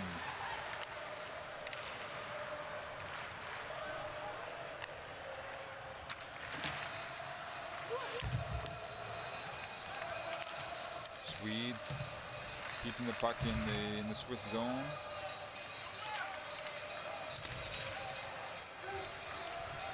With number 12, Pettersson, cycling it in the corner. Off to number 27, Eriksson, Jimmy Eriksson. Finally, the Swiss are able to bring it out into the mid-ice area. 7 minutes, 45 seconds left in the third.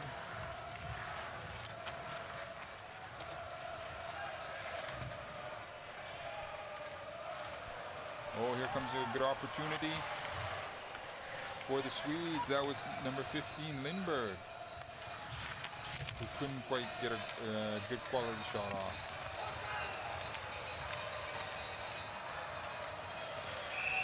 offside against Switzerland. All of that because they're holding on to the puck instead of moving it for head. As soon as they pass the red line, they have no play. Instead of throwing it deep and getting the puck with speed like they did all tournament, they try to carry it in the middle, and then it creates offside because the other guys have to stop. There you go. Let's have a look at some of the plays that have been going on so far throughout this game. Here comes Yossi for that first goal in the first period. And then the Swedes responded. Gustafsson. And there's Sedin getting the 2-1 goal. And watch the puck here. It does go over. It does go over the blue line. It did go over the blue line. Yeah. Am I seeing right? Therefore, he would have been offside. Yeah.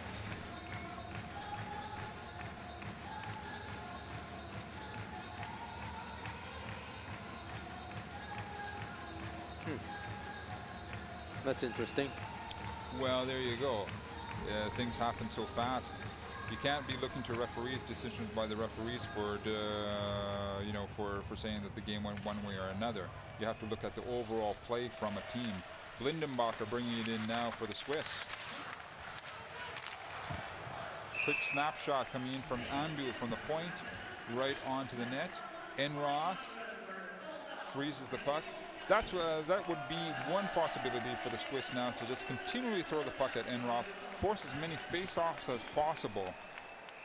Run your players right in front of the net, look for rebounds, look for deflections. Absolutely. Put the puck at the feet of the goalie and try to jam it in. Go, crash the net, 2 guys at the net, puck at the feet. Hope for a rebound, hope for, like I said before, a greasy goal, touches your skate or something and goes in. Doesn't have to be nice. That's right, they always count. And we're looking at the Swedish fans being very patient, waiting for the end of this period, so they can say that once again they are #1 in the world. Cronwell working up in the mid-ice area. Puck jumps up into the air. Hollenstein bringing as much pressure as he can for the Swiss. That's worked by Diaz. Back into the opposite corner. Swedes keeping the puck. That is the quick shot down onto Gerber.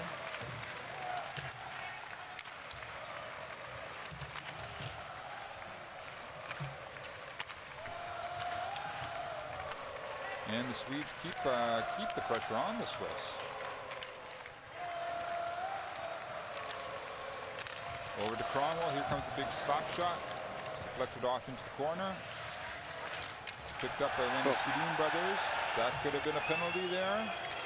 I think the refs are playing the game right now. The score. Swedes keeping the puck, throwing it. Oh, Gerber almost got caught out in the net.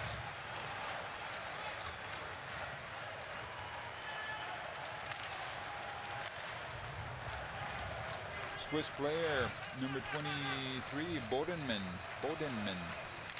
Tried throwing it deep into the Swedish zone. Moser does a good job cutting down the Swedish long cross-ice pass.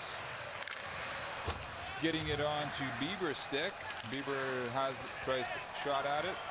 We've got Bieber and Moser waiting out in front of the net, but not able is number 28, Martin Flus, to get a centering pass. Big work along the boards right now between both of the teams. No whistle coming from the referees. The referees say work it out amongst yourselves. As we're coming up on 5 minutes left in the third period. Flus off to Vauclair. Vauclair works it all the way around. Dumps it off to Flus once again.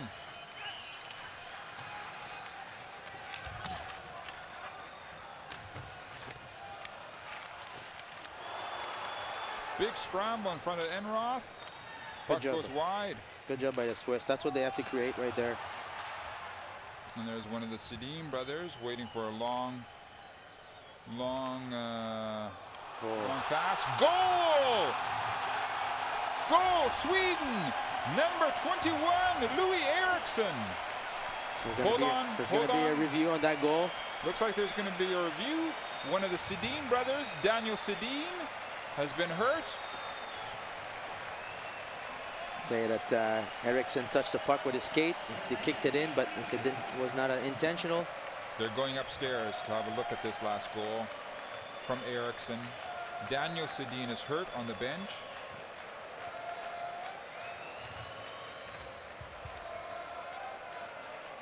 Let's see the replay here.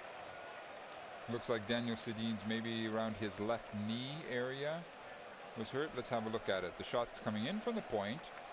There's Eriksson pushing towards the net. We're going to have to Did it touch him or it touched Lindenberger? I think it went off of Blindenbacher. May have went in off of Blindenbacher. Number 5, the Swiss defender. Oh no, hold on. I think touches the skate and the pads, but it gets caught between Eriksson's skate and Gerber's pads. And Louis Eriksson, I think that goal is going to count. Yeah, it was not intentional. It went to the net. And Louis Eriksson, I think that goal is going to count. And that would take it to a 4-1 situation for the Swedes.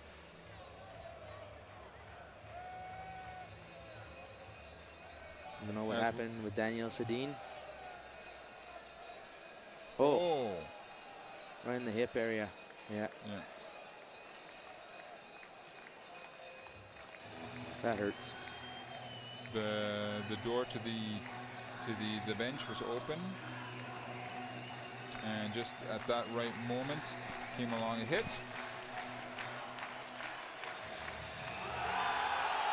Goal counts. Louis Eriksson gets his goal tonight. 4-1 as it stands right now for Sweden over Switzerland. Watch it again. I think he gets it off his stick. No, excuse me. Kind of gets jammed between the pad and the skate. And the skate of Eriksson. Yeah, you're right.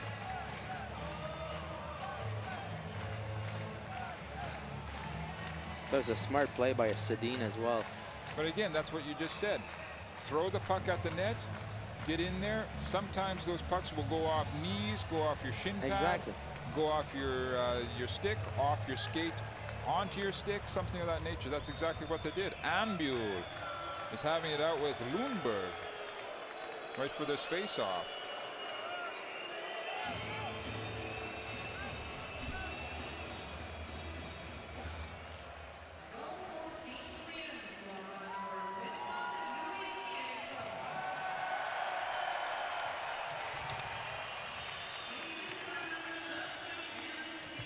And just over 4 minutes left in the third period. It's a 4-1 situation right now in favor of Sweden.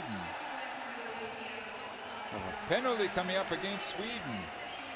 There goes Gerber out of the net. Niederreiter throws it across the ice. The Swiss are getting their 6th attacker out onto the ice surface right now.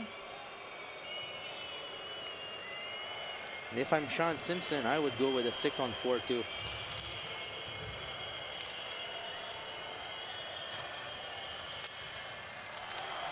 There, excellent opportunity, but the puck doesn't go in for Suri or Niederreiter from the Swiss. Good job by Roman Josi.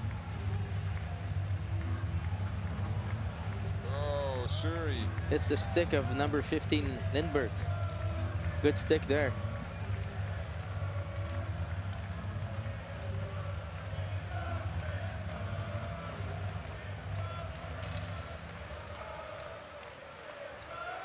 And there we see Niklas Persson.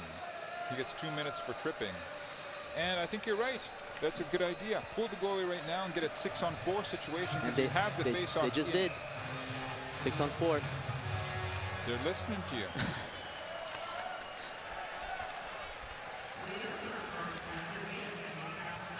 Oof.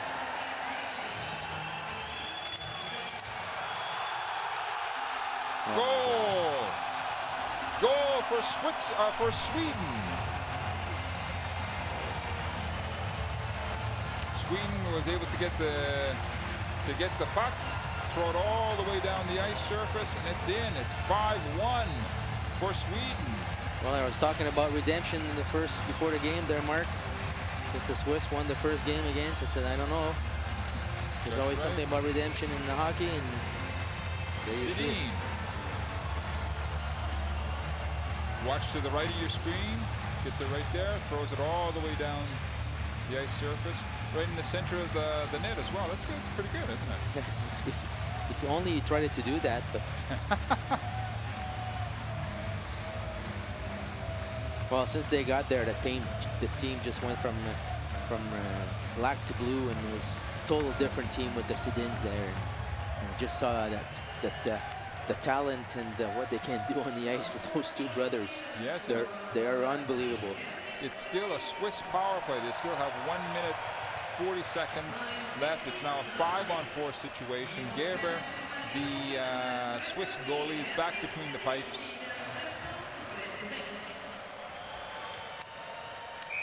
Just over 3 minutes left in the third period.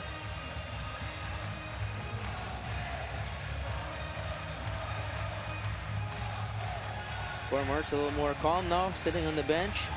Yes, very much so. He can rightfully so relax and enjoy it. And there we see the attendance for tonight, 12,500.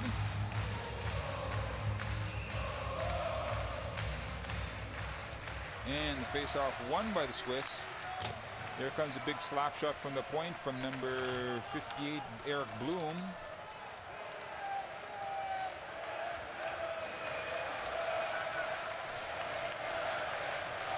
.110 left in the power play for Switzerland.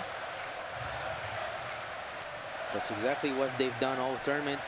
Now they're doing it right now. Going two guys on the same side with speed, puck on the outside. A little bit late. Yes.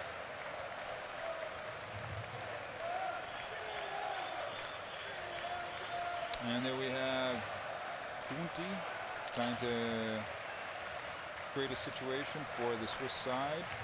Swedes turn them back. Gets on Moser's stick.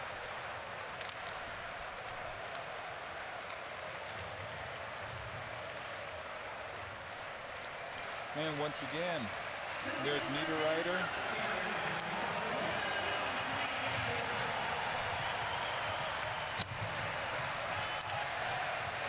The Swiss still want to try and get some sort of action on this power play, last 10 seconds in their power play, but the Swedes just stifle them, throwing them back into their zone. Seeger moving the puck over to number 54, Führer. Just the experience of a Swedish team. See that they've been there before, they know what it takes. Now they're just managing that game. Landskog throws the puck right back into the Swiss corner.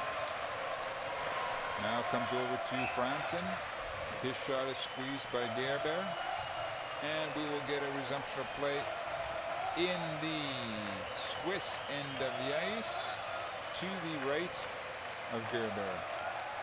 Having a look at that last goal coming from Sedin on the right-hand side of your screen. Here it comes right down the middle, right into the center of the net. Per Martz. That's a great satisfaction for a coach. Because you're behind the bench and you have no control. You have to give all the confidence to your players and hopefully that they do the right things. And at the end, it's... Teams are back at full strength. We're coming up in 50 seconds left in the third period. It's going to be Sweden winning its world championship, taking itself back to the #1 ranking.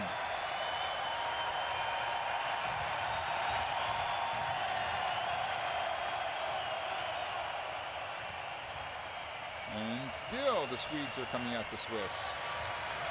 Franzen once again throwing the puck at the Swiss net.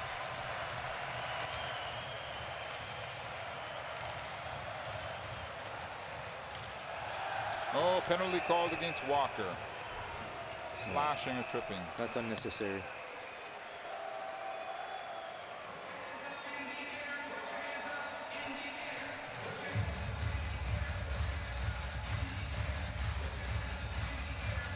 Well, that's a great finish to a great tournament. That's right. Winning it in their home stadium, in front of their home crowd, the Swedes. Doing an excellent job. As we were saying, they had a bit of a faltering start to the tournament, but they gelled, as you said, with their new additions, amongst them the Sedin twins.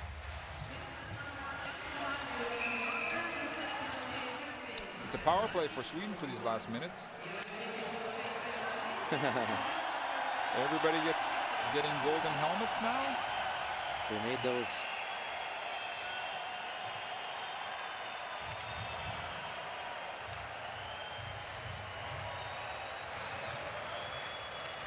Ten seconds left.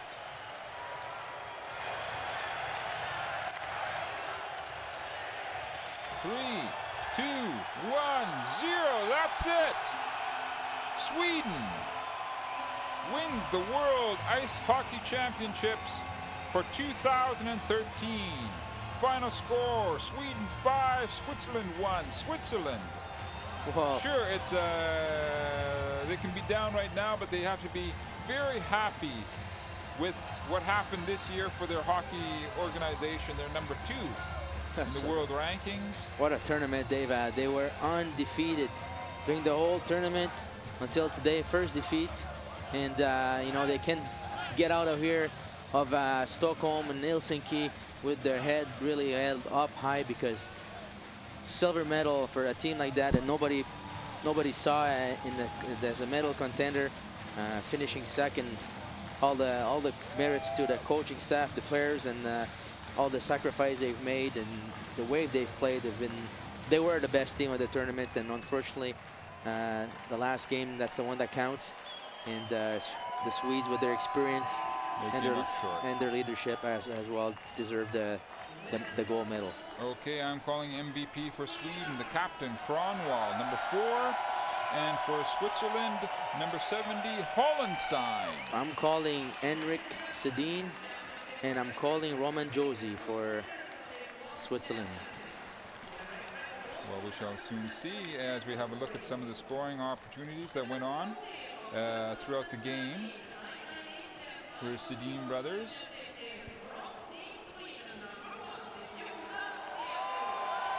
Oh, Enroth is the MVP.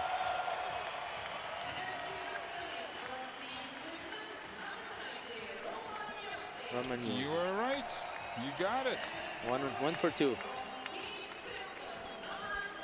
Well, that's it for another year. As we see Sweden, the new world champions, with their new, very flashy helmets. There's going to be the medal presentations, then the national anthems as well. We'll leave you to enjoy that.